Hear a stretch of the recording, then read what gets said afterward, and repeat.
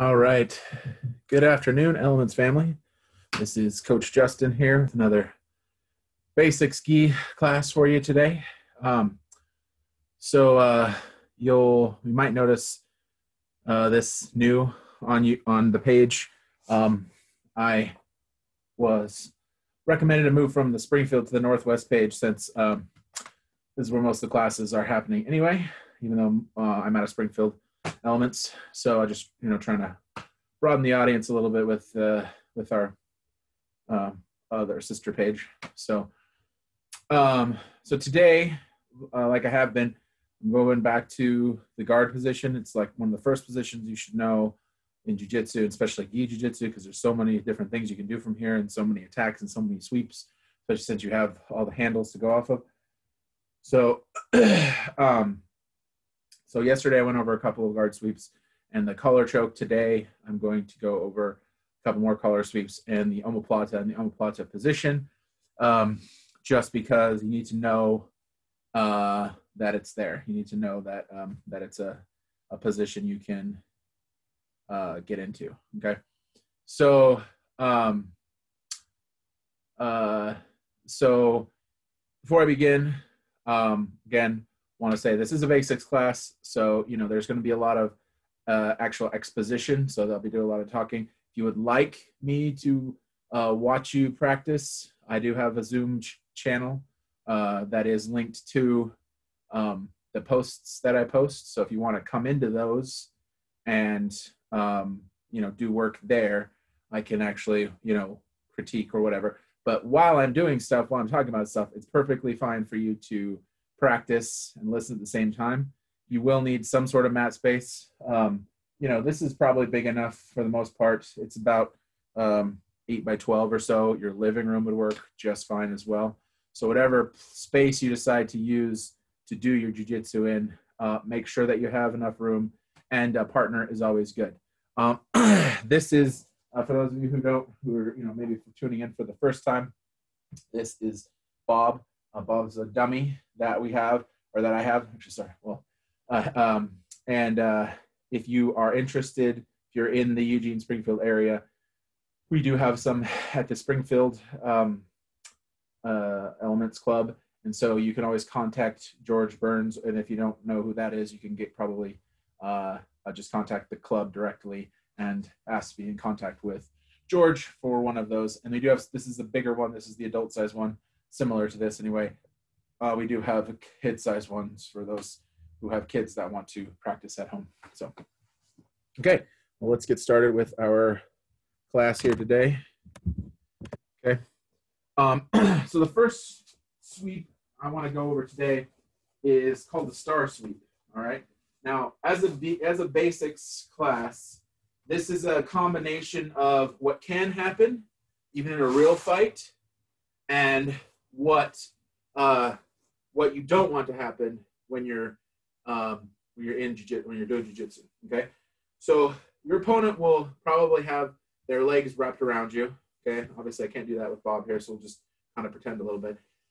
What I want to do as the guy on top is I actually want to get to a standing or to more upwards position. I'm the kind of person who likes to break the guard from the knees, but there are lots of guys who will stand up in a guard. And when they do that, the sort of the way they feel most comfortable standing up so they're not off balance with the center is to put both feet on either side of your opponent. So it usually works like this. I'm usually pressing on my opponent. I step up with one foot. I step up with the other foot. And now both feet are here near the hips. Okay? So it's kind of like, so where my feet are, right? And what happens, what you can do real easily, I'm going to kind of change my angle here so you can see this, is if Bob here reaches down and grabs my ankles with both of his hands. All right, this can be difficult for some people. I know I have trouble with it, but then again, it can be real easy for some people who have real, good long arms or whatever. And even in the gi, grabbing a foot is a real important aspect of some of the other things you would do in the gi. So what Bob's going to do is he would reach down and grab both my feet. So he'd just reach around my feet and grab my ankle, kind of like this were mine, I'd grab his ankle like this. Okay, so both ankles. What that does is that keeps me from being able to move my feet back, right? I'm right here, both my feet up. He's pushing it. He's got his legs up and wrapped around me like this. These feet can't go anywhere except maybe forward. So he's grabbing my feet, right? And then all he's got to do at this point, once he's grabbed my feet, is open up the guard. So he's going to, so again, imagine he's wrapped around me. Now he unhooks the guard. He pinches his knees together and extends his hips up. Well, when he does that, I go off balance this way, right? All my weight goes into my heels. I want to step back, but I can't because he's got a hold of my feet, and I come crashing down. So it'd be like if I was here, boom, and I'm like, oh, like this, right? Okay. When your opponent comes down, then you can sit back up on top of your opponent because you have at least control of one leg, if not both, and then you can sit up and finish the sweep. Okay, this sweep is called the star sweep, and it's, like I said, it's a very basic beginner sweep that's real important for you to know that it exists. Not many people will make this mistake, but you can also make adjustments to make this work. Okay, like for example, if I'm smart and when I start to pass the guard, I put one foot up like this, and I push off, and I put the other foot back here, right? Your opponent, if they're good, grabs onto this leg here, and then can swivel their body over to the other side and grab the other foot, right? This can happen if you're not careful. So that's kind of a next step, you know, like if your opponent pressures off of you and puts both feet here, easy, right? But if your opponent pressures off of you, puts one foot up and one foot back, that's going to be a little trickier, all right? And that's part of the reason why some of our guard passes require us to control sleeves and wrists and stuff. So there's a few standing guard passes that we do that require a wrist control. And if you forget that part or miss that part when you get to it, this is potentially a way that your opponent can sweep you. Because I know, for myself at least, if a guy stands up on me and my legs are wrapped around his, I'm going to lift my hips up into the air with him, and I'm going to stay attached to him. My feet are going to stay around his body. So when your opponent comes in and wraps with their legs around your body and you go to stand up, it's real easy to keep your hips open so that you bridge up with them. You're actually pushing down on their hips with your hamstrings. Okay, it's hard to show here because getting Bob up to a standing position is not really possible. And so days like these, I wish I had a partner who would come consistently. And if you know anybody, let me know. But in any case, so again, this is a star sweep, and it happened, and this is for the guy on the bottom. I know I'm on top, so I'm like, oh, the guy on top. No, guy on bottom. Okay, so the guy on bottom, I'm trying to stand up. In my head, in my speed to stand up, I make a mistake, and then then you capitalize on it. Okay. Now this is also good for a situation where your opponent has decided they want to try to stand up because they're not doing anything in your guard. Like let's say you're in a real fight. Okay, that's another one of these instances where this is a real common response. All right. You're in a real fight with somebody who doesn't know what they're doing, or they've seen, like how to punch or how to throw an elbow or whatever. And so you're dealing with that person, okay? So they've got their legs wrapped around you, and they're in here, and they're trying to punch. And so you're pulling them down, you're clenching them down, they're trying to push away. Okay, they're like, I can't get away from this. They have some neutralizing stuff that, and you're, if they stay too close, it's real easy to take someone's back. And if they don't try to base or get away, then you can take their back. But if they do try to base or get away, you can determine what you do based on what they do. So again, you know, they get to here, they push, you're still attached around the waist. They go step, boom, boom. You're up here like this. Okay, they're up here like this, and you're in a fight. You grab their feet or grab their ankles, around their ankles. So you're reaching around, grabbing the outside of my legs, right?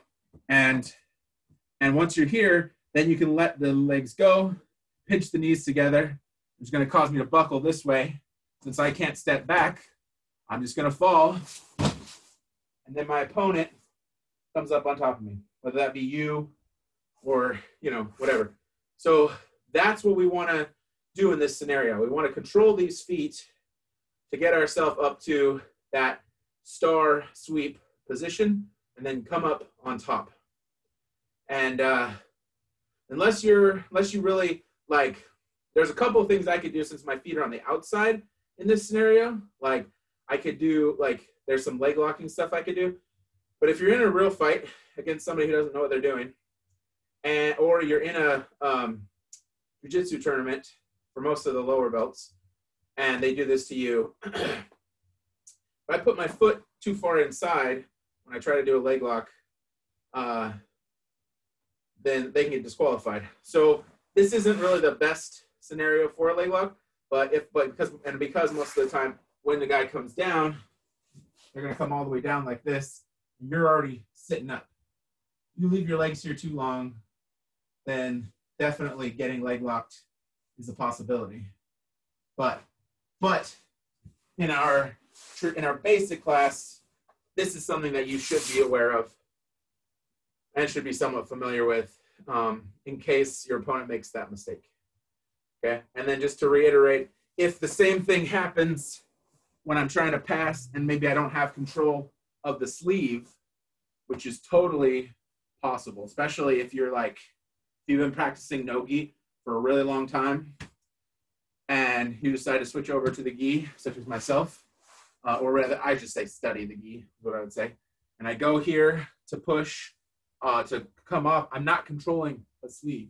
Remember what happens is I step up, he comes with me like this. Maybe I'm stepping so that I'm slightly,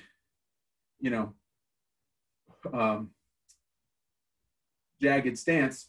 You can grab this foot and then readjust and grab the other foot and still star sweep me, right? So he could be here, grab my foot, then reach and grab the other foot, and then I'm still getting star swept. So knowing that for this particular move is really important. But like I said, it's always a good move to know in a just-in-case scenario when you're with your opponent and you're not sure, or they're not, they're newer, especially like even some people who've been practicing for a while may not always get into the guard position to practice, and so they can still be vulnerable to this. And then you'll teach them, don't do that. They don't do it, and there you go. So that's the star sweep. If you have any questions about that, don't hesitate to let me know. This should be on YouTube soon if you guys want to watch it there, or this will still be on the Facebook videos after we're done. Okay, moving on to the next sweep, which is the pendulum sweep. All right, now the pendulum sweep, not my favorite sweep. And part of the reason being is because you have to have decently flexible hips. In fact, the more flexible your hips are, the more you can kind of break dance, essentially, the better. And you might be asking, well, then why am I showing? Because I'm not trying to do jiu-jitsu that just works for me. I want you guys to have the opportunity to learn jiu-jitsu that works for everybody, even if I can't necessarily do it 100%. Okay, so how does the pendulum sweep work? All right, so the pendulum sweep works like this. So I'm on my back, right? I'm gonna spread his legs apart, give a little bit more of a base. I'm gonna get a straight on angle here so you guys can see what I'm doing from my position. So I need to get a sleeve and I need to bring it across. And this is similar to the flower sweep, except instead of grabbing the pants, situation where I grab the pants, this works out real well when your opponent decides to post his foot, right? And so what you're going to do is you're going to get this arm deep underneath his leg. And that depth can be even while his legs are down on the ground. You can do this. I just find because of my lack of flexibility that with the foot up is going to work the best. So if you can just get this arm underneath with the leg down, that's fine. And what you want to do is you basically want to be turned sideways with your opponent. So if my opponent is this way, I want to turn myself so that I'm 90 degrees with my opponent, all right? Different than the scissor sweep we did yesterday, because that's straight up and down. And the flower sweep, because that's just slightly off. This we want to be full, like turned 90. And notice this leg is in the air, right? This leg's in the air, and this leg's down here. Now what's going to happen is I'm going to keep a hold of this sleeve because I don't want him to base with this hand, okay? And I'm going to chop this leg down and kick this one around, right? So it's going to go like this, and that's going to be your pendulum. So I'm going to come out like that. This leg's going to follow through and over, and then he's going to roll up like that. I'm going to have a hold of this leg, and ideally clear this leg, like I said. And that's because I should have kicked underneath more. So I kick underneath correctly, this leg will be behind. So I'm going to try it again so I can try to do it correctly for you guys. So again, I'm sideways like this. I've got this leg here. I've got this arm here. The kick. There we go. See how I come up? Now I'm on my knees. Okay? So it's all about that kick to get your leg out from underneath you, right? So one more time. My opponent has decided to post up with this foot. Maybe they're trying to stand up, because that happens a lot. So they're trying to stand up. When they try to stand up, and they put this foot up, like with the star sweep I just showed, and I've got control, maybe even, well, I just showed you the sweep. Let's show some ideas for setup. That's what we want to do. So I'm here in my guard, and my opponent has decided, you know, as they should, we want a hand fight here. Okay, so we're trying to hand fight, trying to get for position. Okay, so one way to stop a scissor sweep, even a flower sweep, because of the way that it works, is to post up with a foot. So let's say I set up my collar. So boom, the collar set up. Then I get my sleeve. Boom, my sleeve set up. They can feel, oh, they're going to try to sweep me. Probably collars, or probably a scissor sweep, because they have my collar. Scissor sweeping without the collar, you can't scissor sweep without the collar. So they're probably thinking, oh, he's going to scissor sweep me. So how do I stop him from scissor sweeping me? I need to put this leg up. Why? Because if I put this leg up, then this leg becomes sort of trapped. So I put this leg up, now this leg is trapped, and I can't turn my hip. But I can change to a pendulum sweep. So now I let go of that, and I turn 90 degrees, okay? And I've grabbed this nice and deep, okay? Now once I'm here, I'm gonna kick and turn. When I do that, I'm gonna come up just like so to my knees. Now I'm here, still got that sleeve, still got this leg till I'm done, then I can let go. Now I'm in mount position, okay? So that's one way that you could potentially set up for the pendulum sweep. Now, like I said, another thing that people will often do in these scenarios is they will go deep when your opponent is not deep. And part of the reason you want to do this in theory, is to get your opponent off guard, right? So if I'm here and I'm here and my opponent, and I start to attack this collar here like this, my opponent should be thinking three things. And this is what every opponent should be thinking with three things. I either need to straight up worry about this, and that's subbed with two things. I either need to get rid of it using whatever technique I know how. Usually it's a press and push. Or if I give enough room, if the guy grabbing gives enough room, you can swim under the arm like this, and that'll take away that move right there. Okay, so when you have this in, the one thing you should be thinking is, what's this for? There's two things, sweeps and chokes. I'm halfway to a sweep, well, halfway-ish to a sweep, but halfway to a choke.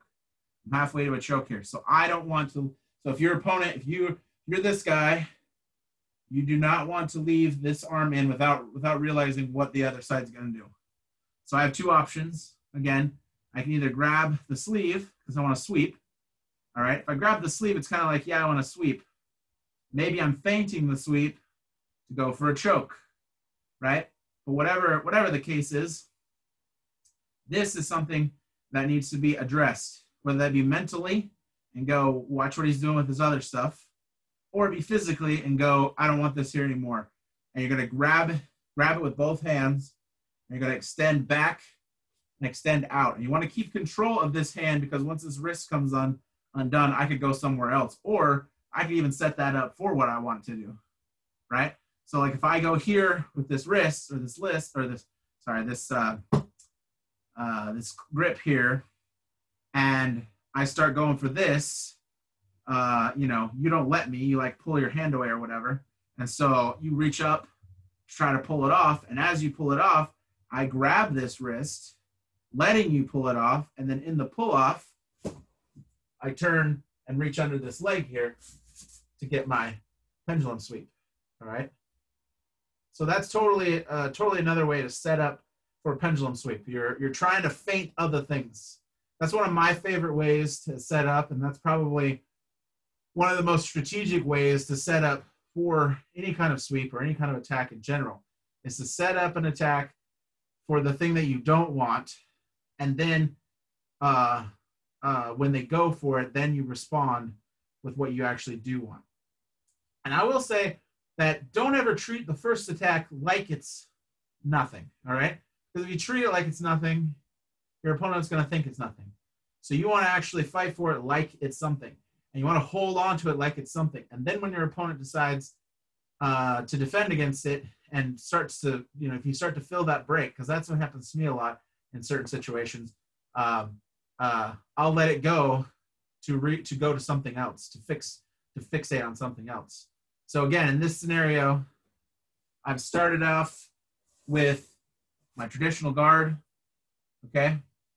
Always first thing I'm going to try to do, pull the collar down, take the slack out, get this hand inside, up near the head. All right, that's first. Now what you do from here depends on what your idea is. Again, do you sweep? Do you attack? What are you going to do? All right, if you need to let this go, that's fine. But this is always a good place to go to start, okay? Because you're threatening things. You're threatening, I might sweep you. I might choke you. So your opponent is really trying hard to break out of the position in order not to get swept, in order not to get choked, all right? Now, if my opponent doesn't do anything here, I'm just going to continue on with my plan. I'm going to grab this wrist, and then I'm going to turn my body to sweep and go for my scissor sweep. That's what I would do, right? But you're assuming that your opponent knows what's up, which you should. So you go here, and they start messing around. And one of the ways, again, they might mess around is posting that foot up. For me, that's the easiest way to sweep somebody from this position. Tomorrow, we are going to, no, not tomorrow, Thursday, sorry. We're going to go over hip bump stuff. And with the hip bump stuff, you're going to see some real fun ideas off of this that don't necessarily require that full-on sweep. So, so I grab this here like so, and grab this here like so. They post up this leg because, again, if they post up here, I can't turn into them. They've kind of trapped this leg. Like getting it moving it out is more difficult because with the leg down, I can move past the leg, right? Let's assume you can see everything. With the leg down, I can move past the leg. I can move around the leg. With the leg up, this leg is trapped. And that's okay. So I'm going to grab, again, I'm going to have a hold of the sleeve. Once they do that, I'm going to let go and turn like that. Okay? And then once I'm here, like so, then I'm going to pendulum sweep. All right, so one more time just to show what that looks like. My leg's up here. This leg goes out, down, and around. And then they come up. I finish this sweep and have everything in the way over here. So here, now I'm on my knees, and I'm on mount like that. Okay?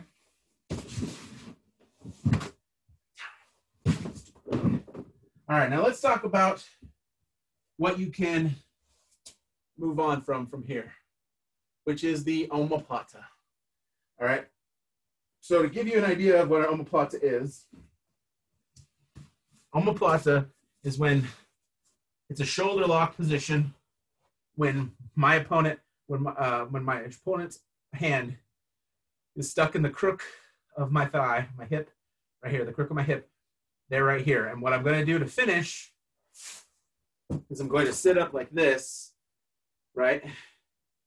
And this is hard because his arm's not very long. I'm going to try to reach over, grab his head like this, and then I'm going to pull on his head. I could pull on his gi, whatever. This is a shoulder lock, lift my hips up.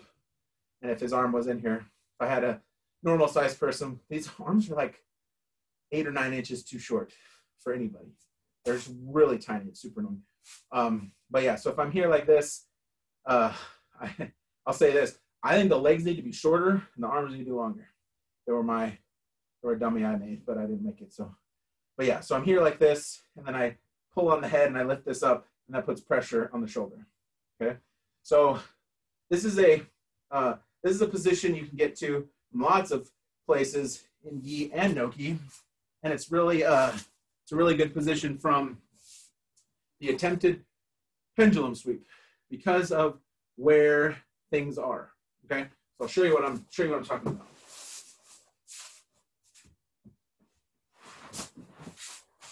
So if I'm in guard, right? I go to set up, pull the collar down, go set that up, grab the sleeve, go to set that up, and they decide I'm going to post to get that because he's distracted on this side.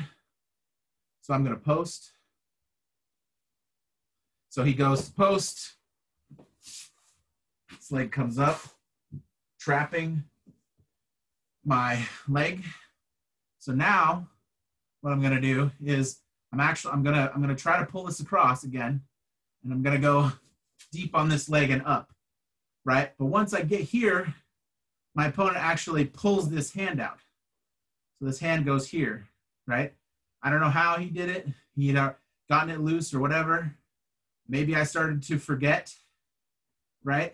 And I kind of push him up so he bases. Maybe even that's the case. Maybe I don't have that wrist. Like there's 2 ways you can do this. But like let's just say I went for this and he got it off. So he gets it off, that leg posts, right? So what I'm going to do is I'm going to go for my sweep still. So even without the pendulum in, I'm going to go for that sweep. He's going to post. And then once he posts, I pull this leg out. This leg comes over. Now I'm in the omoplata position. I'm not in the full-on omoplata position because this arm's still inside. So I need to control this wrist that I've just taken and get this hand out so I can start to sit up and finish the omoplata. All right, finishing the omoplata again. So what I'm going to do is I'm actually going to, you want to, when you're thinking about attacking the omoplata, there are lots of details to this. I actually I personally consider the omoplata an intermediate position because it does require a little bit of finesse and detail. And if you do things incorrectly, you will be worse off than you were before, okay? But for the basic correct details, first detail is if I'm going to lay flat like this, which happens quite a bit when you're getting in the omoplata, one of the things I have to worry about is my opponent getting his arm across this way. My opponent gets his arm across this way and then sneaks out underneath. See how his head can go under this way? Then I'm pretty done in that moment, all right?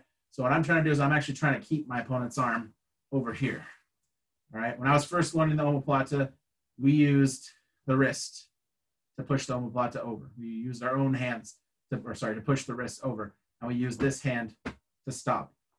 And you can stop in a couple of different ways, right? But most of the time, when you go to sit up or when you go to do this move, you're not just going to come here to necessarily a flat back. You're also going to sit up into the omoplata. You're going to put your hand across their back. Okay. So let's say I'm here like this, and this hand is here, and this hand is here. Maybe I'm even grabbing on the back of this right here. All right, now that I'm here, the finish is pretty easy.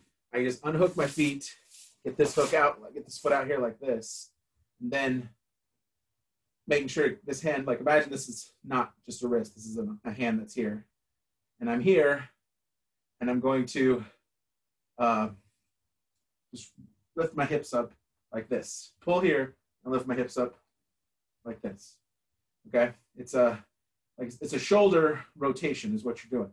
So when you have somebody pinned down, your arms up here like this, and so by lifting your hips up, you're bringing this hand up higher, you're rotating that shoulder, just like you were doing just like if someone was doing a Kimura on you, they would turn your wrist out like this and like that.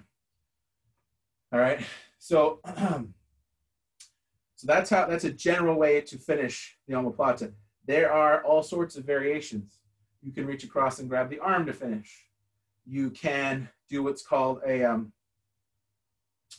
Hazlet, which is instead of being perpendicular or parallel to your opponent, you're actually going perpendicular, and you're using your foot underneath their face to help finish the omoplata.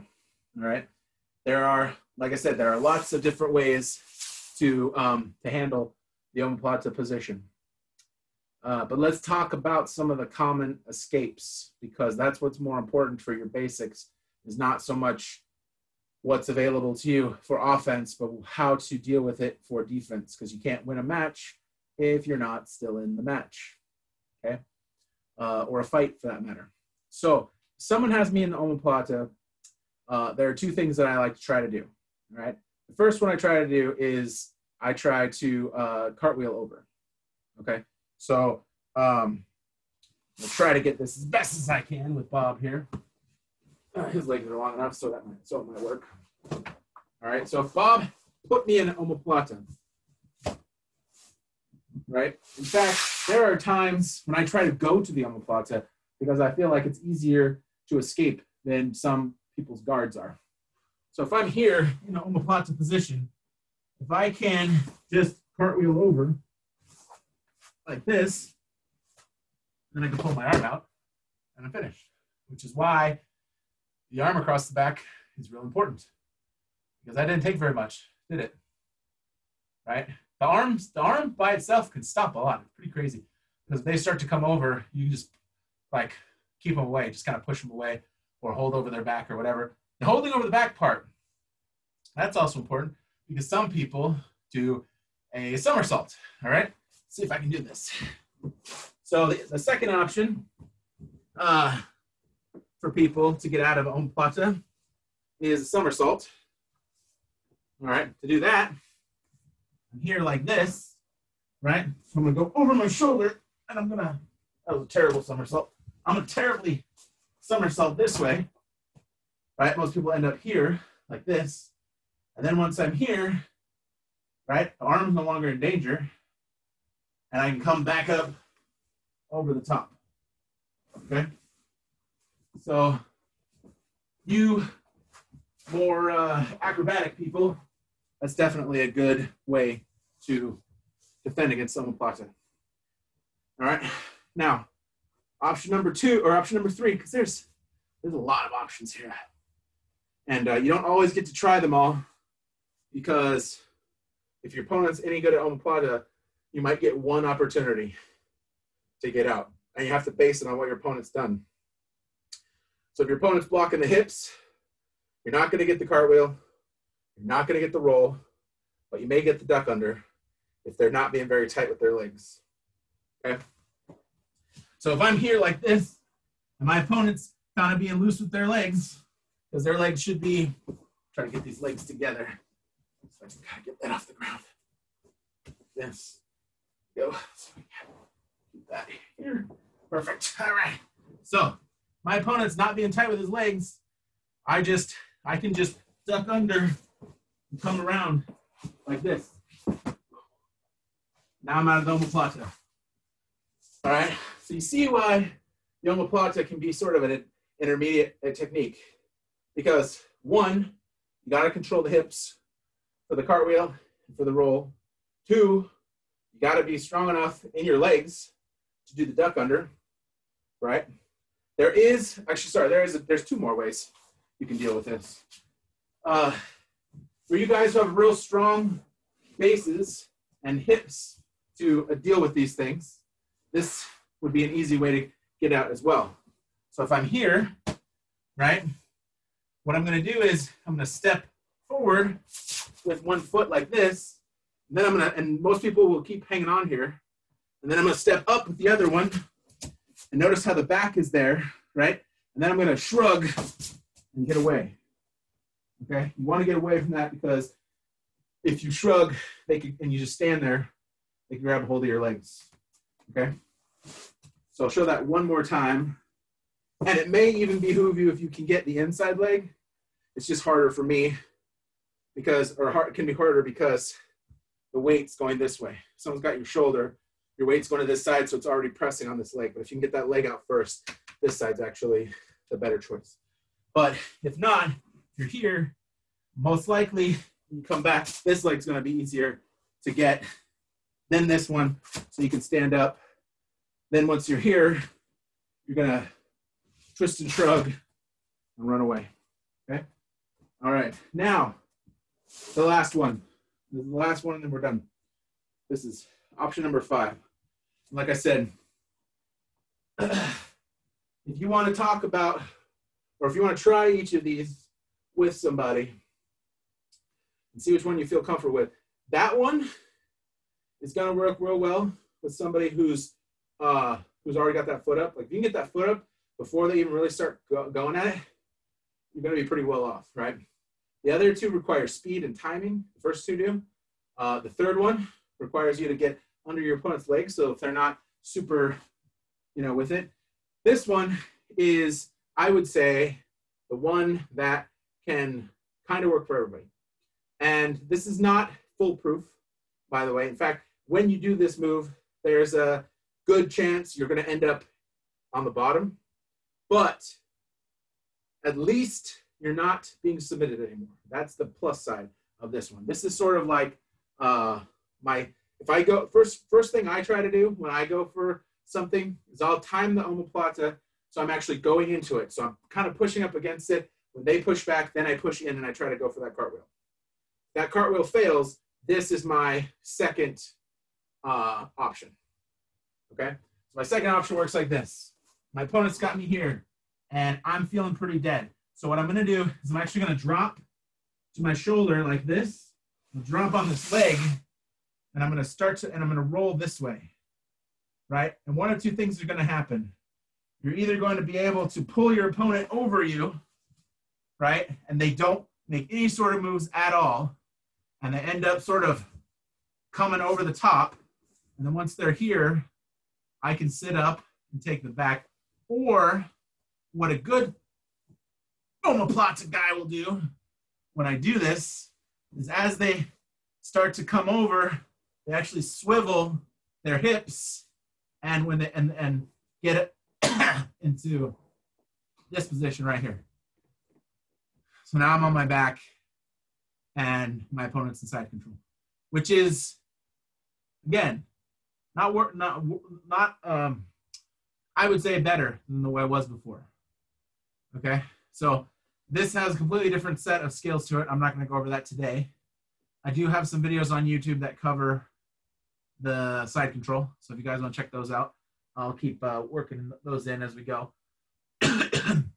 But those are the 5 basic Omoplata escapes.